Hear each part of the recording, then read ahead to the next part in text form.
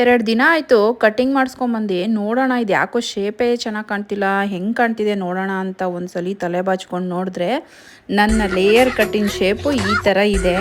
Offer ಇದೆ ಅಂತ ಹೋಗಿದ್ದೆ, ನಾನು ಪಾರ್ಲರ್ ಹೆಸರೆಲ್ಲ ಹೇಳಲ್ಲ. ಹಾಗಾಗಿ ಬೇಜಾರು ಮಾಡ್ಕೊಂಡು ನನ್ನ ಫ್ರೆಂಡಿಗೆ ಫೋನ್ ಮಾಡಿದೆ, ಒಬ್ಳು ಕೀರ್ತನ ಅಂತ. ಅವಳು ಹೇಳಿದ್ಲು, ಅಕ್ಕ ವಿನೋಬ್ ನಗರದಲ್ಲಿ ಎಲ್ ಕೆ ಸಲೂನ್ ಅಂತ ಇದೆ, ಅಲ್ಲಿ ಹೋಗಿ ಚೆನ್ನಾಗಿ ಮಾಡ್ತಾರೆ ಅಂತ ಅಂದ್ಲು.